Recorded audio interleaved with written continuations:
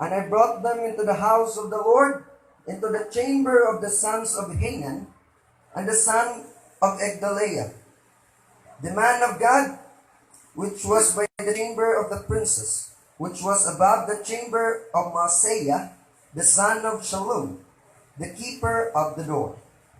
And I set before the sons of the house of the Rechabites pots full of wine and cups. And I said unto them, Drink ye wine. At tanan magingon, drink ye wine. Drink ye wine. But they said, We will drink no wine. For Jonadab the son of Rechab, our father, commanded us, saying, Ye shall drink no wine, neither ye nor your sons forever. Neither shall ye build house, nor sow seed, nor plant vineyard, nor have any. But all your days ye shall dwell in tents, that ye may live many days in the land where ye be strangers. Thus have we obeyed the voice of Jonadab the son of Rechab our father in all that he had charged us, to drink no wine all our days, we, our wives, our sons, nor our daughters, nor to build houses for us to dwell in. Neither have we vineyard, nor field, nor sea, but we have dwelt in tents, and have obeyed and done according to all that Jonadab our father commanded us. Sa ating panahon ngayon, mga kapatid, tanaw natin na yung nature, paligid natin, yung ecosystem, unti-unti nang nasisira. Amen. Hindi kayo sang-ayon sa pagkasira ng ating kapaligiran, magsabi lang kayong amen. Buti naman wala. At bakit po nangyayari ang mga bagay na yan? Bakit po nasisira yung mga bagay o bakit po nasisira yung nature? Dahil po nagpabaya yung mga tao. Hinahayaan ng mga tao na masira na lang yung nature. Kaya, kapag nasira yung nature, nagkakaroon ng imbalance sa ating ecosystem. Amen. At dahil dyan, dahil may imbalance sa ating ecosystem, ang mga hayop na nakatira sa ecosystem ay unti-unti nang nawawala. Mga hayop na katulad ng tamaraw sa Mindoro, mga hayop na katulad ng tarsier sa Bohol, at marami pang iba na mga hayop na unti-unti nang nawawala sa ating ecosystem. Mga hayop na kung tawagin ay endangered species. Amen. In danger. Mga nilalang na nanganganib ng maubos ang kanilang lahi. At yan mga katabi nyo, tignan nyo ang kanilang mga muka. Endangered na po yan. Oh, sige. Konti na lang po ang mga magaganda at gwapo. Amen. Praise the Lord. Endangered na po mga igsoon. Yung mga gwapo nating muka, itong gwapo nating muka at yung mga magaganda yung muka. Endangered na po yan. Pero itong mga batignaw, ay, ang saya. Ang dami pa nila. Buti pa sila, hindi endangered. Pero yung mga hayop sa ating church ecosystem ay endangered na po mga kapatid. Amen. May mga hayop po tayo sa church ecosystem na unti-unti nang nawawala. Amen. Amen. Mga hayop na kung tawagin ay mga hayop sa ating church ecosystem na kabilang na sa mga endangered species. Amen. At ang unang hayop na endangered na talaga is yung hayop na kung tawagin ay righteousness. Amen. Praise God.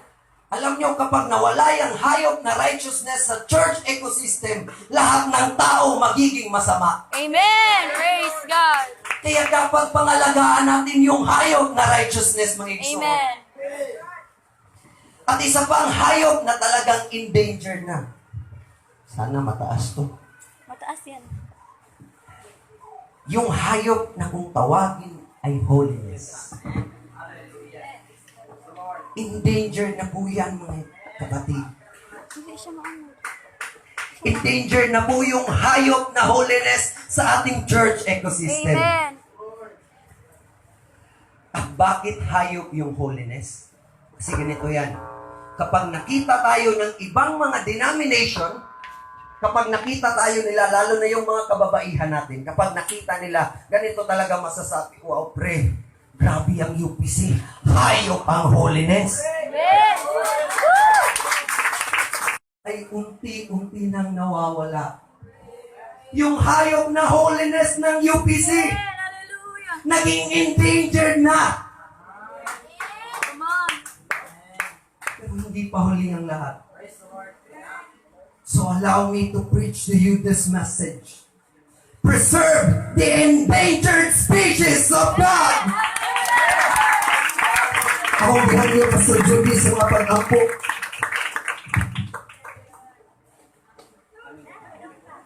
Praise the Lord. Kahit tumatakbo pa siya, pasalamatan natin ngayon, kapatid. Sana yung hayop na righteousness at holiness ay hindi na tuluyang maging extinct sa ating church ecosystem. May magagawa pa tayo. Let us preserve the endangered species of God. Ay, gusto ko dito kayo po. Hallelujah. Thank you, Jesus. Labing dalay ko ng simbahon nga Dios, Ginoong Jesucristo nga Nazareton.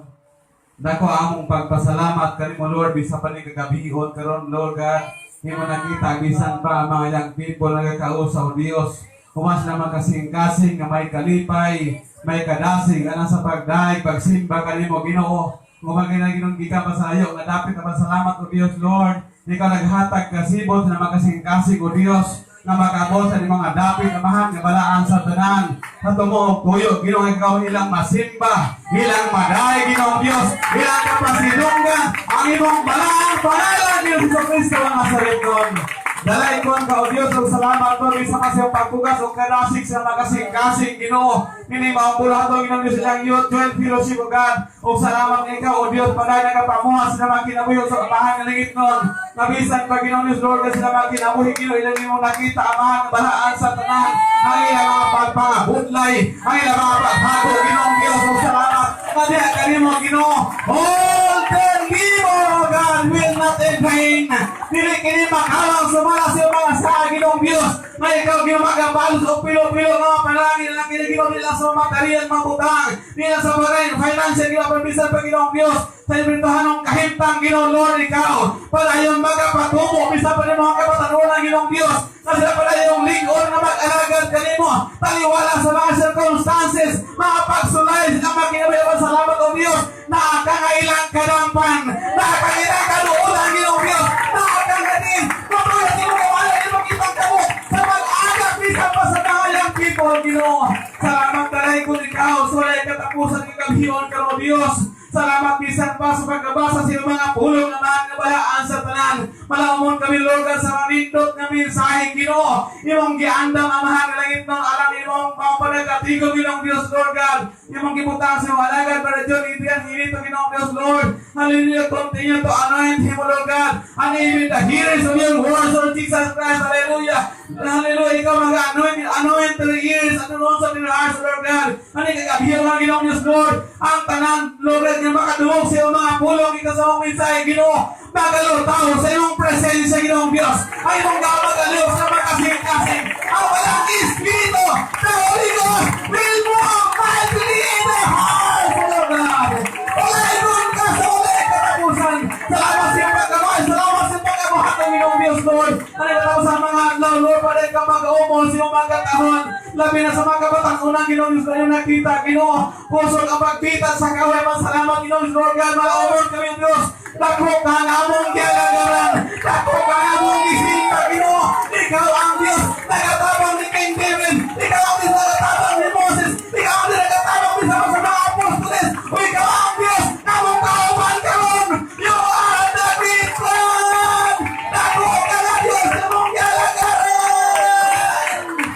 Dalagon ka sa walay katapusan. Salamat o Dios. Lord God, sa tayo mag-apinas, yung mga pulong Ginoo, Lord God, ang mga kasing-kasing abrihi Ginoo, ang mga idulong Ginoo, Lord, yung plasta Ginoo, Diyos, Lord God, at hindi masayang, among pag-anis ng mga dapit, na mga mga kamisong kasatag sa kamapalimalay, among palulo, pinasayang na kalipay, pinasayang na kadasig Ginoo, Diyos, pinasayang na sa kalikon, sa pagpangalagan niya kanimo, salamat, dalagon ka sa ulay katapusan, we give you all the glory. We give you all the honor. We give you all the dominion. In the wonderful name. In the name of Jesus Christ of Nazareth. We give you all the glory and all the praises. Everybody say amen. Amen. Praise the Lord. Hallelujah. Praise God. To God be the glory. Preserve the endangered species of God. You may be seated. Okay, nagpapasalamat sa mga taong ang ating pagpapasalamat sa mga taong nagtiis na tumayo ng matagal. Salamat po. Buti naman at buhay kayong mga endangered niyong pasensya. Praise God. Ang hinanda ko pong mensahe sa gabing ito ay isang mensahe na para sa mga taong intelihente. Mensahe para sa mga taong wais. O sa madaling salita, ang mensaheng nakahanda sa gabing ito ay mensahe para sa mga matatalino. Kaya kapag hindi kayo tumawa sa mga jokes ko, alam niyo na. Alam niyo na. Kaya advice ko sa iba dyan, kapag tumawa na yung katabi niyo, tumawa ka na lang din. Para hindi lata. Pero lang mga kapatid, may nagdaan ko pong mensahe sa gabi nito na hindi po talaga galing sa akin. Galing po ito sa Panginoon. Pinagdasal ko po ito at salamat, binigyan ako ng Panginoon ng isang mensahe. Di ko po ito mabubuo kung wala ang tulong niya. Kaya kapag hindi kayo nag-response sa mensaheng ito, hindi ako ang iniinsulto niyo. Pero hindi ko sinasabi na pigilan niyo yung mga response niyo. Kasi hindi hinahanap ng Panginoon yung mga response niyo na Amen! Praise the Lord! Preach it! Hallelujah! Hindi yan yung mga response na hinahanap ng Panginoon. Pero hahanapin ng Panginoon yung mga response nyo pagkatapos ng mensaheng ito. Hahanapin ng Panginoon kung paano nyo ito isasabuhay. Hahanapin ng Panginoon kung ano ang magiging response nyo sa inyo, para sa inyong mga buhay. Ano ang magiging response ng mensaheng ito para sa mga buhay nyo. Kaya sa gabing ito, kapag uulitin ko, huwag niyong pigilan yung mga response niyo. Amen. Praise the Lord. Preach it. Come on. Huwag niyong pigilan lang. Huwag niyong pigilan lahat na yan. Lalo na kung during preaching. Kasi kapag pinigil niyo yan during preaching, ako yung preaching magiging boring. Huwag niyong pigilan. Kaya kapag naramdaman niyo ang kapangyarihan ng salita ng Panginoon, huwag niyong pigilan na sumigaw. Kapag naramdaman niyo ang kapangyarihan ng salita ng Panginoon, huwag niyong pigilan na pumalakpak. Huwag niyong pigilan na magpuri sa pangalan ng ating Panginoon. Hallelujah! Praise the Lord! Hallelujah! So sa gabing ito, pag-usapan natin yung mga hayop at mga hayop. Sino dito ang may gusto ng mga animals? Amen. Wow, ang dami. Praise the Lord. Sino dito yung hindi gusto yung mga animal? Kanang mga animal na magsikil ako panglutos. Kanang mga animal na magsikil ako panugo. Kanang mga animal na magsikil ako pangmandar. Kanang mga animal na way laing trabaho na pasakitan ang katawhan sa Israel. Ang tinutukoy ko po ay yung mga animal na Chaldean armies, yung mga animal na Babylonian armies, at yung mga animal na Assyrian armies. Kasi sila po yung bumihap, sumabog, umalipin sa mga Israelita. Iisipin natin, nakakalungkot. Naging kalunos-lunos, naging kaawa-awa ang sinapit ng mga Israelita sa kamay ng mga armies na binanggit ko. Pero, naisip ko, sila nga ba ang dahilan? Kung bakit sila nakaranas ng ganong mga paghihirap? Kung Israel, na laging tumatalikod sa utos ng Panginoon. O yung Israel, na laging lumilimot Amen. sa ating Panginoon. Mga kapatid, nais kong sabihin, kapag tayo lumimot sa pagsamba sa ating Panginoon, may karagdagan talagang parusa. May karampatan talagang parusa na ating matatanggap kapag tayo lumimot sa ating Panginoon. Kaya mga kapatid, huwag nating hayaan na limutin ang salita ng Panginoon. Huwag nating hayaan na yung mga salita ng Panginoon ay maging mapuno na lang ng alikabok dahil hindi natin ito sinusunod. Huwag nating hayaan na matulad tayo sa mga Israelita na inalipin, binigyan ng kaparusahan ng Panginoon dahil sa kanilang mga kasalanan. Kapag tayo'y tumalikod sa Panginoon, bibigyan talaga tayo ng parusa. Amen. Kaya, sa gabing ito mga kapatid, sana hindi natin talikuran at kalimutan ang mga utos ng ating Panginoon. Amen. At alam nyo, nang maranasan ng mga Israelites, yung pasakit na kanilang dinanas, dulot ng kanilang mga pagkakasala, nalungkot si Prophet Jeremiah. Nalungkot si Prophet Jeremiah. Naguol. Sa masaday di maguol ng iyang mga kaubanan. Giulipon sa laing mga nasod. Gihimo ng mga sulubuon. Gidaog-daog sa laing ng mga nasod. So naguol si Jeremiah, naghuna-huna siya kung sabay iyang dapat buhaton. Iniisip ni Prophet Jeremiah kung ano ba ang dapat niyang sabihin sa mga natitirang Israelites na hindi pa naging bihag para mabigyan sila ng mensahe, para mabigyan sila ng warning. At salamat kaya ang atong Diyos nagyalagad, naghatag og katubagan ngadto kang Prophet Jeremiah o ang tulong sa Ginoo niya kang Jeremiah. Hallelujah, praise God. Ang Ginoo nagaingon, go unto the house of the Rechabites. Umadto ka sa balay sa mga Rechabita. Praise God, siyempre kasi Jeremiah adto sa mga balay sa Rechabita. Dali, kanilin yan is mga Rechabites. Parang mga bay. Rechabites, dali. O di ba? Sunod-sunod lagi ng mga Rechabites. Siyempre, kasi Jeremiah, inila nga prophet. Bantog nga prophet. Sikat nga prophet. O kung sikat nga prophet, ang magalang, brada to, tas suroy ta dito. Siyempre, maiko, di mo balibad. Amen? So, dali mo doon sa tubangan mo, pag-ulaw-ulaw. Oh. Praise the Lord. So, kani sila mga igsuon mo niyang mga Rechabita. Hiluma sa dali mga Rechabites nga ang gida. Ay, wala ay diha mga langasan. Kaya kanira ba mga Rechabites tagsara ni makasuloy sa templo sa Ginoo. Siyempre, kasulod nila dito. Paano pero uy, ignorante taon. Diba?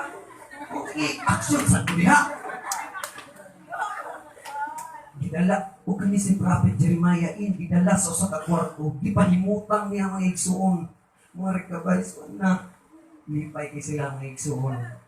Sa ilang una advance kay sila mag-isip mga kapatid.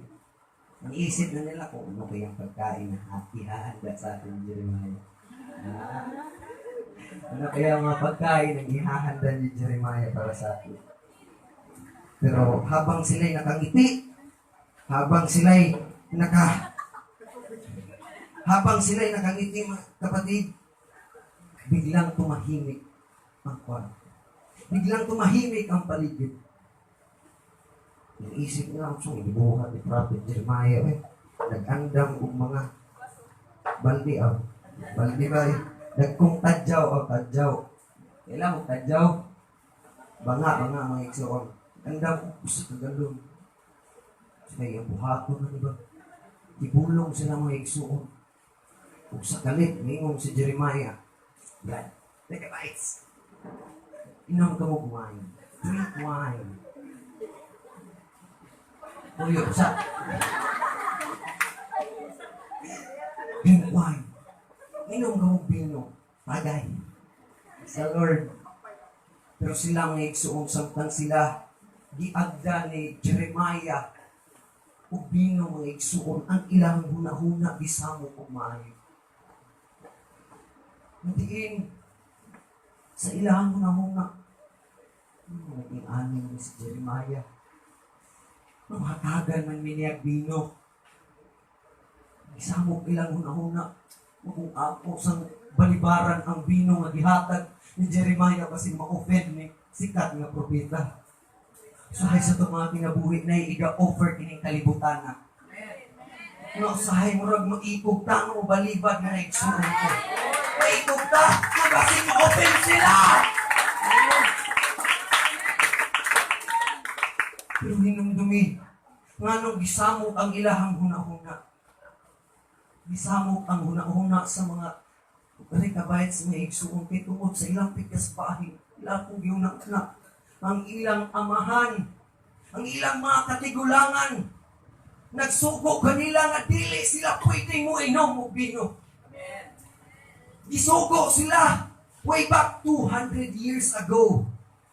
Si Jonadab, anak ni Rekab mga igsuon, naghatag og kasuguan ngadto sa iyahang mga anak ug bisan pa sa anak sa ilahang mga anak na kinahanglan tulo ka sugo ang kinahanglan nilang tumanon. Una, dili silang pwede mo inom og bino para malikayan ang pagkahubog, malikayan ang mga tentasyon sa kinabuhi.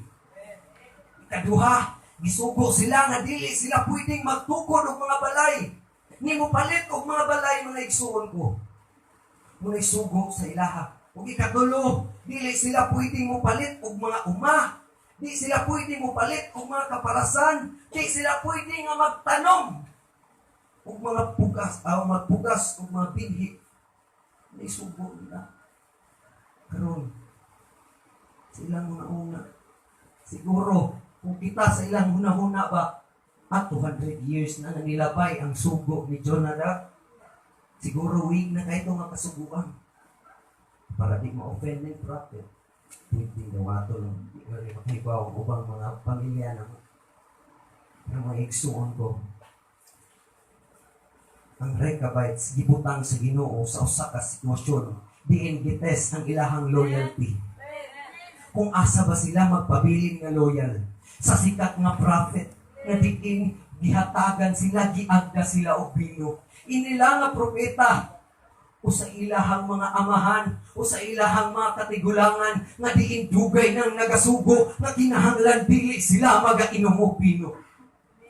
Pero luyos sa kahilom, na desisyonan sa mga Rechabites, sila mong tubag, we will drink no wine for Jonadab, the son of Rechab.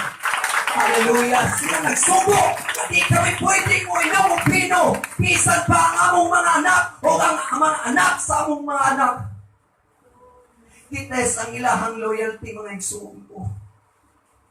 Usahay, kung kinsa tong mga niining kalibutan na daghan yung mag-offer ka nato mga butang. Usahay, compromise na nato. Dugay namang God, nagisugo 2,000 years ago, naging Biblia. Siguro pwede lang dili tumanon.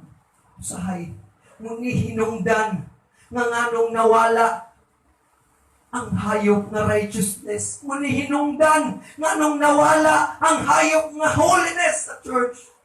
Kay una nang gipasagdan sa mga katauhan, ang hayop na kung tawakon og loyalty. Yung hayop na loyalty sa church, unang naging endangered dahil hindi natin sinunod ang utos ng Panginoon.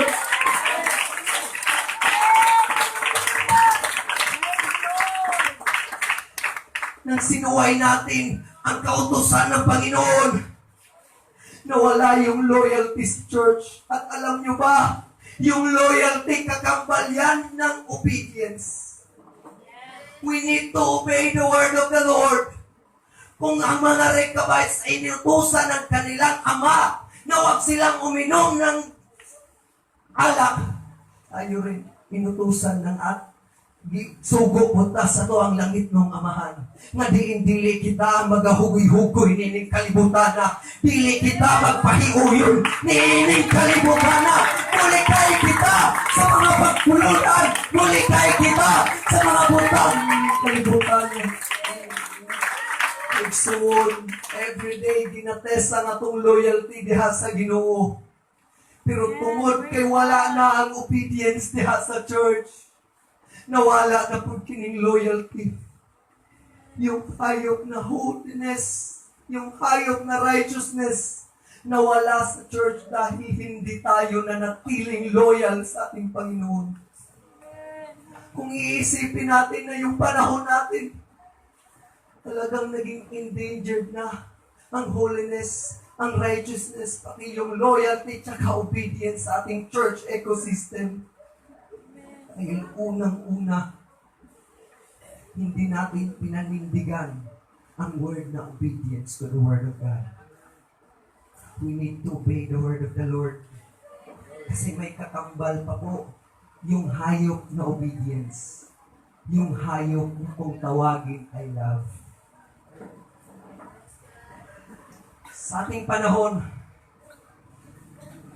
mga kabatanunan, ayaw pagsulti o I love you sis, kung dili mo kayang mapamatunan. Same thing sa pulong sa Ginoo. Do not say, I love you, Lord, when you cannot prove it. Do not say, I love you, Jesus, when you cannot prove it. Kaya ang Ginoo nagingon, in John chapter 14, verse 15, if you love me, keep my commandments. We need to keep the commandments of God para mapamatunan na ato sa gihigugma. We need to obey the word of the Lord para mapamatunan na atong gihigugma ang atong Ginoo. Nawala ang loyalty, nawala ang obedience, nawala ang righteousness, nawala ang holiness. Kasi wala na'y gugma diha sa atong Ginoo. Usahay na himong second option na lang ang Ginoo. Pero siya nagaingon, thou shalt love the Lord with all your heart, with all your soul, with all your mind, with all your strength. Kinahanglan higugmaon nimo siya sa imuhang pugos na kasing-kasing. Nawala ng mga hayop na akong gisgutan. Tumutiwa na nato gitagad ang paghigugma sa pulong sa Ginoo. Ninini mga katapusang adlaw, kita nga mga kabatanunan, doon napatay mabuhat para ma-preserve ang mga endangered species sa itong Ginoo.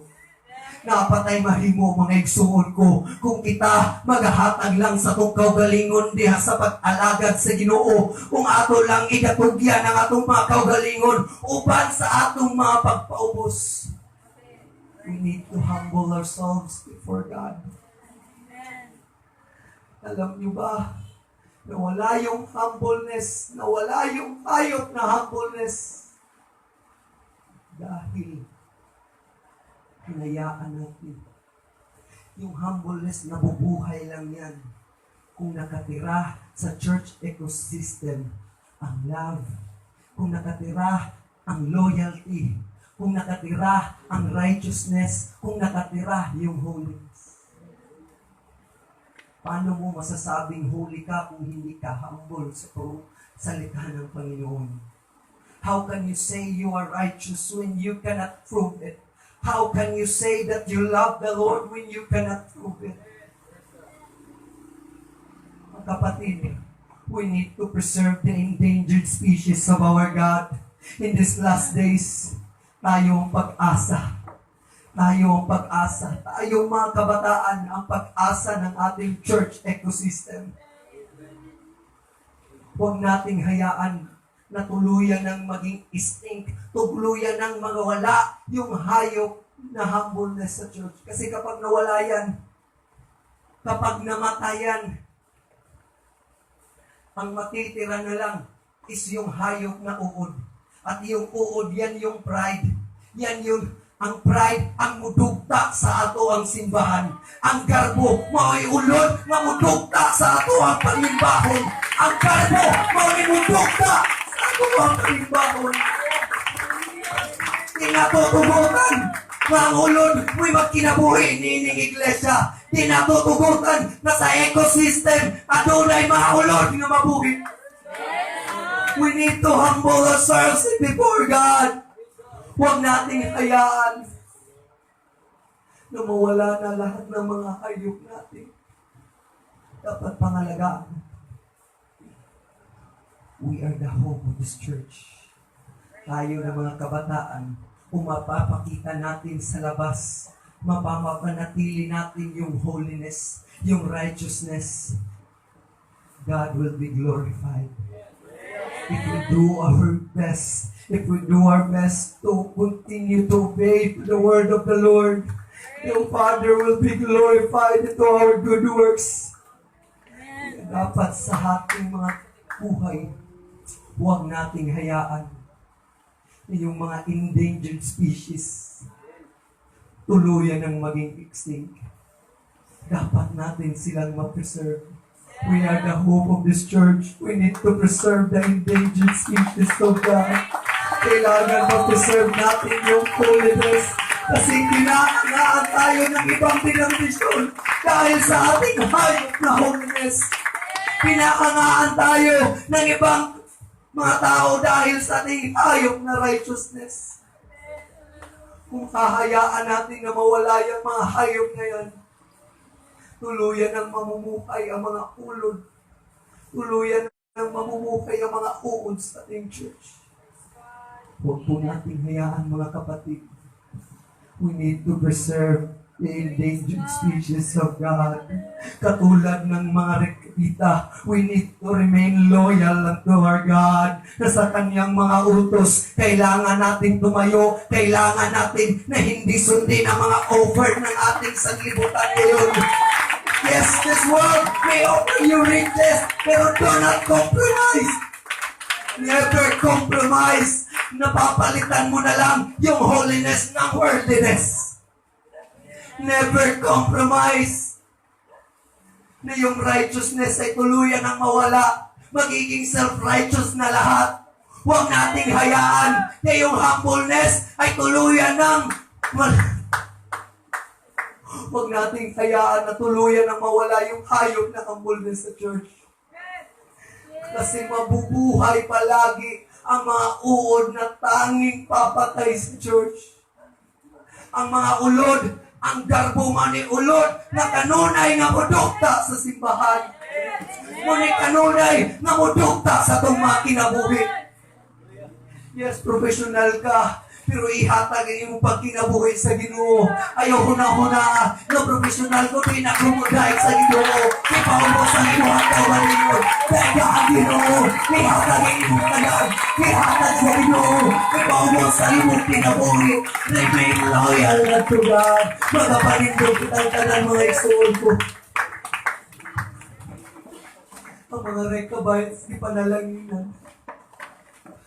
Huwag ang katubagan ni Abot alag kay Jeremiah, paong himuon niya na example ang kinabuhi sa Recabites. Nag-iimbis ang 200 years na ang nilabay. Apan ang mga Recabites nagpabiling gabot sa bagtuman sa kasubuan sa ilahang amahan. Church, 2,000 years ago, kihatag ang pulong sa Ginoo o dapat atong tumano ni kanunay. Muli ang kasuguan sa itong langit ng amahan. Dapat maimot ang loyal sa pulong sa Ginoo. We need to preserve the loyalty. We need to preserve the holiness in church. We need to preserve everything in church. Isang pinakamagandang bagay na nangyari sa mga Recabites. Dahil sila ay nagpatuloy na sumunod sa utos ng kanilang ama. Ang Diyos ay nagbigay ng pangako that there will be always a godly descendants of the Recabites. May mga tao pa, may mga Recabita pang patuloy na mabubuhay dahil sa kanilang patuloy na pagsunod sa Panginoon. Now, susundin natin ang salita ng Panginoon. Dadami pa tayo at hindi kailanman mamamatay ang earth. If we humble ourselves, walang oon na papatay sa dirt. If we stay loyal to God, hindi mamamatay ang ating church ecosystems. We need to preserve the endangered species of God. Huwag mong hayaan na yung holiness na meron tayo ngayon ay mapalitan na ng worldliness. Kailangan nating manatili sa kung ano yung original.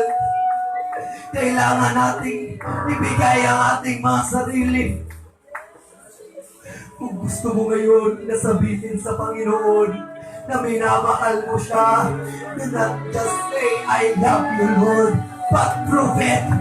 Prove it when you say, I love you, Lord. Kaya sinabi ko kanina, hindi ang response nyo na amen, praise the Lord. Ang Panginoon. Paghahanapin ang Panginoon ngayon. Pagkatapos ng mensaheng ito, kung ano ba ang magiging response nyo pagkatapos ito. Hahanapin ang Panginoon kung sinunod nyo ba ang utos niya. Hahanapin ang Panginoon kung preserve nyo ba yung mga endangered species sa church. Huwag niyong hayaan na mawala na. Huwag niyong hayaan na mawala yung holiness. Huwag niyong hayaan na mawala yung righteousness. Huwag niyong hayaan na hindi tayo manatiling loyal. In these last days, we need to stand for truth. In these last days, we need to stand up faith. Kailangan makita ng isang limutan na tayo ay nananatiling buhay. Ang Diyos, hindi ito, hindi ito building. But the church is with the living organism. Kaya huwag niyong hayaan.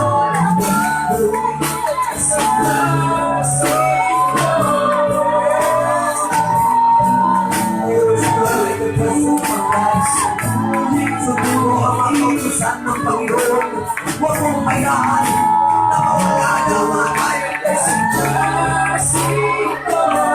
Pag nawala yan, may imbalance sa lectures ecosystem. We need to restore the endangered species from God. Your holiness, endangered species. Your righteousness, naging endangered na yan. Your loyalty, naging endangered na yan. Your happiness, naging endangered na rin. Church,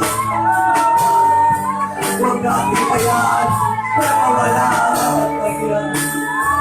Huwag natin hayaan na yung church ay masisas natin. May pagkumagal na mga kumul. Huwag natin hayaan na yung kumul ang maging buhay sa church. Yung kumul na tinutukoy ko. Yung kailangan at nato, pauwi, tunay na nagbuka sa loob.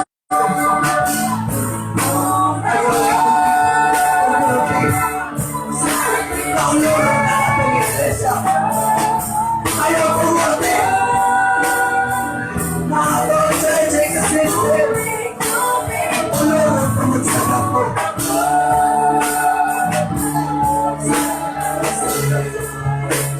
Kapag inuod na ang ating church, pamumuhayan tayo ng mga daga, pamumuhayan tayo ng mga ipis. At yung ipis talaga hindi nakakainis yan. Yan yung galit na kailangan natin i-surrender sa ating Panginoon.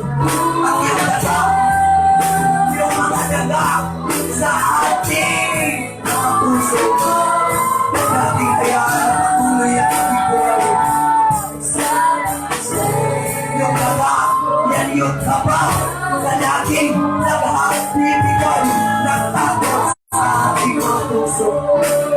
Ang kaba ang nagbibigay ng kaba. Ang daga ang nagbibigay ng takot sa iglesia. Kaya kapag namatay yung church ecosystem, wala nang ibang makitira. Kundi ang urong, ang kaba, ang ipis. Sumakibis, yan yung galit na kailangan i-receive. Kailangan nawaan. Ang daga, yan yung takot na nagbibigay sa atin palagi. Kung inyong matatandaan, may kasabihan na ayaw kong tumayunan. Ayaw kong magpagawin sa Panginoon dahil dinadala na naman ng dibdib ko. Yan, huwag niyong hayaan. Namamatay yung iglesia habang may buhay ka. Ibigay mo ang buhay mo sa Panginoon. Habang may buhay ka, magpagamit ka sa Panginoon. Be a blessing unto ibigay mo ang sarili mo sa mga gawain ng Panginoon. Huwag mong hayaan na yung daga ang kumakrol sa'yo. Yung daga na laging nagbibigay ng tapos sa buhay mo. Nagpapatayin ng missing daga. Nagpapatay lang yan. Kung mag-i-release naman. It's the only way na malinis natin yung church. Kung mag-a-undergo tayo ng tinatawag. Hallelujah. Kailangan natin magsisi sa ating pagkasalanan. Huwag ko basahin kung Christian faith. Lumisan ako natin kung pagalingon. Ano na mo yung mga kapakiyasan? Ano na mo yung mga kasalanan?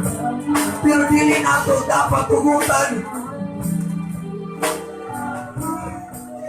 Ngayong repentance ay magiging danger ko rin sa church. We need always to repent and to our sins. Kailangan natin humingi ng tawad sa Panginoon. We need to preserve the endangered species of God. Blessed be the name of the Lord.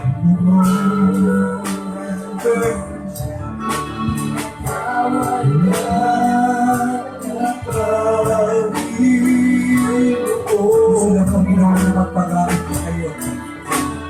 Gusto ng Panginoon alisin nyo, inisan nyo ang mga puso nyo. Huwag niyong hayaan na yung mga puso nyo ay pamuhayan ng daga.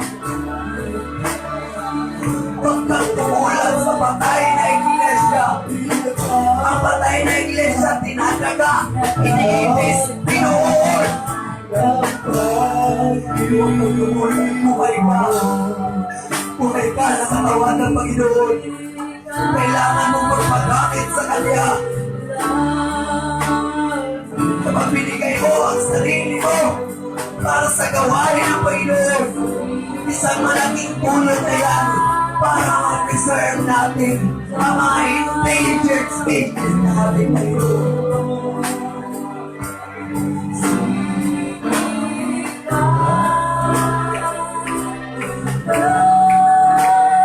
Hallelujah, hallelujah. Blessed be the name of the Lord. Oh God, I love you.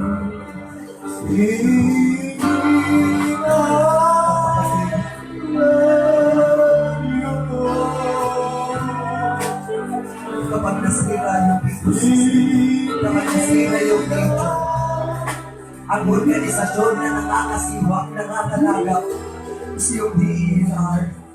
Lord, dapat tayo rin ay maging DENR. Mr. PT, the defender of the endangered species of the Lord.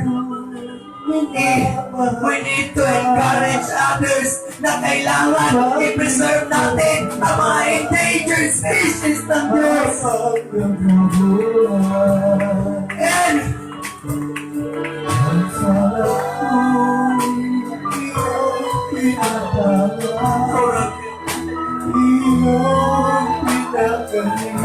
sister, the endangered species of God.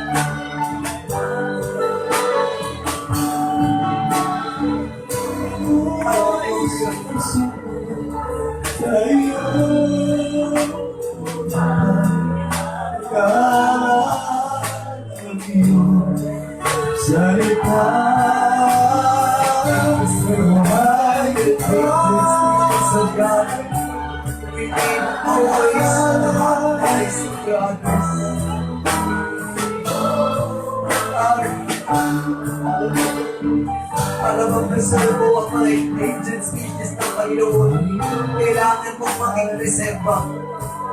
You need to be reserved for the work of the Lord. Hayaan mo na gamitin ka ng Panginoon.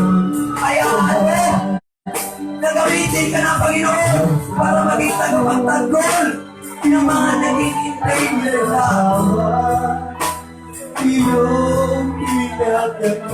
Salba natin, tulungan natin na mamangalagaan ang hayop na holiness sa Lord. Tulungan natin na mag-preserve ang hayop na righteousness sa Lord. Tulungan natin na mag-preserve ang hayop na loyalty sa Lord. Sa ita, buhay ko ba?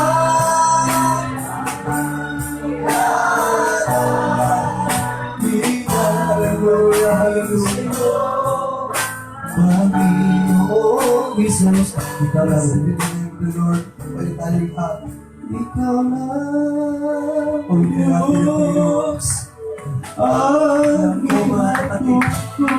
Ngayon, ikaw lang, ay patuloy na nag-uusap sa atin. Alam ko, ang gusto ng Panginoon, nakausapin na tayo. Ikaw ito, O Diyos. Kaya ako, ikaw na Panginoon, nakayawan sa hirap na Jesus, ikaw lang. Hallelujah. Ikaw lang, Diyos. As Diyos, lahat ng mga ating wala sa ating Diyos. Kung kulitas tayo na tayo sa maraming panahon, naging ka na dahil pinapasok natin ang worthiness na Lord. Ikaw ang nanang, ikaw ang Jesus. Salamat o Jesus sa Panginoon ako, sa Panginoon, Panginoon ka, nagkikamuhin ako,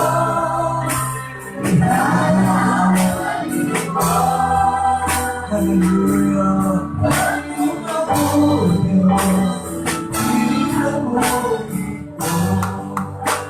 Lord, hallelujah. To God be the glory for the Lord,